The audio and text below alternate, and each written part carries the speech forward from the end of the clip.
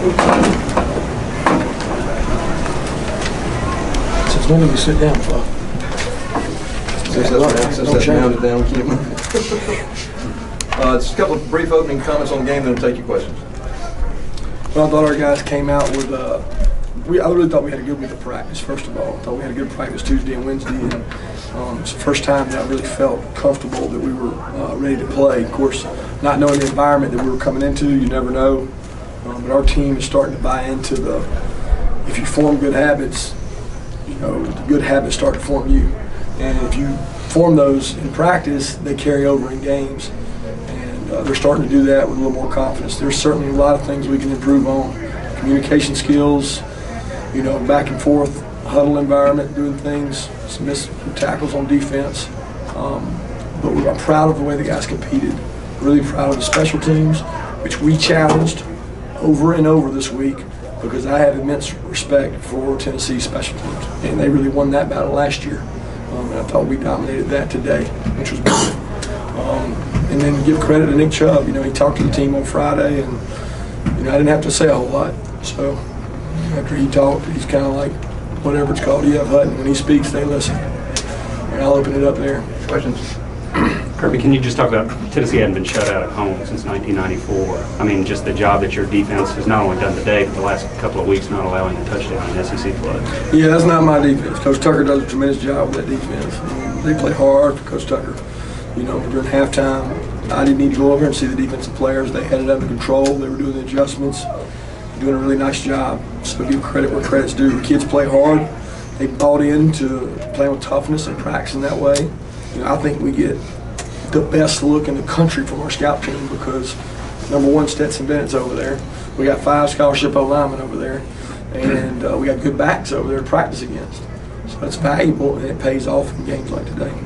This is win 800 for the program. You've been a player, an assistant, a head coach globally. I mean, tonight was a big win, no doubt, but 800 for the program. It's awesome. I think that's great. I think Georgia's one of the greatest programs in the country. I don't know what we are in wins, 10th or something like that. 11th. I mean, just keep chopping wood. Just get some more. Coach, you talked about Nick Chubb. I know to the media he did not make a big deal about coming back to Tennessee after his last time here, but I don't know, maybe behind the scenes a little bit, how big a deal was that based on that game 2 years ago? I don't think Nick makes a big deal about much of anything. I mean, his message to the team was just, hey man, this game means something to me. It's important to me. And he didn't get to play against him really last year. And he knew this was his last shot. And he didn't have great memories of the last time he was here. So I think that wore on the team because the team wants to do well for Nick. Nobody on that team roots against Nick Chubb. And everybody wanted to do well for him. It shows kind of how important he is to our team.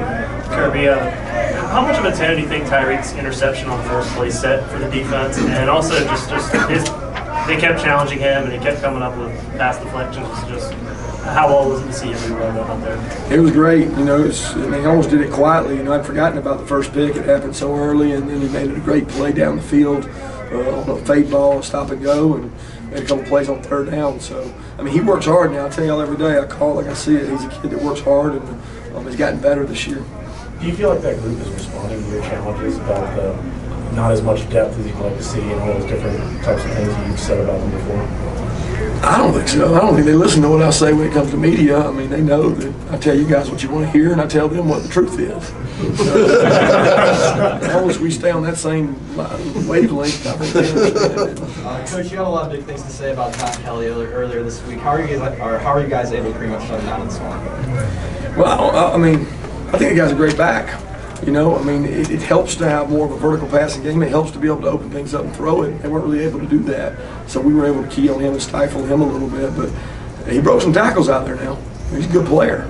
Hard to get down on the ground. What do you know at this point about the health of Trent Thompson and Reggie Carter? Just right now on Trent that it's a right knee injury. No more tomorrow. Don't know a whole lot. And then Reggie was just out for the game. I don't know how long it'll be. I'm not sure. What did you think about the game of Jake Fromm, and then how did you feel about getting Jake Beeson in there?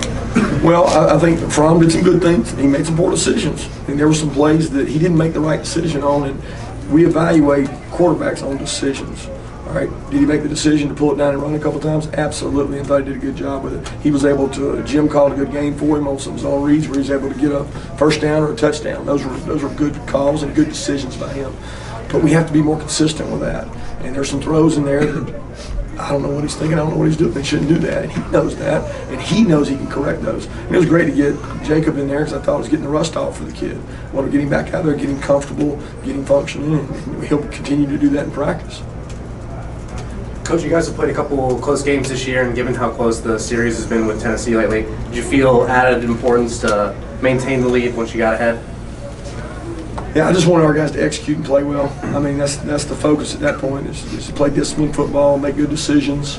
We're trying to improve, and we're starting to see kind of how good we can be, but they can't start believing the hype. They've got to stay focused and stay working, and that's the challenge our coaching staff and our organization has, to keep this team focused.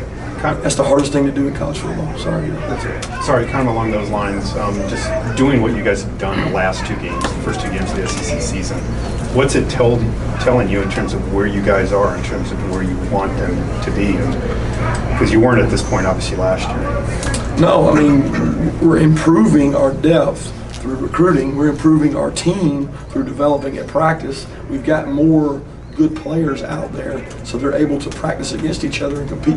And culture and practice is what creates games like today, and buying into that. And right now the kids are buying into that. I mean, we're not having to convince them because they're seeing the results.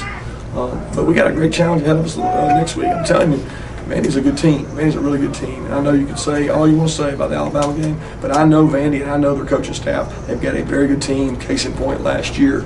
And the challenge for us will be to go up there and play at 12 o'clock in Nashville against a good Vandy team. Last question? Okay. Thanks, guys.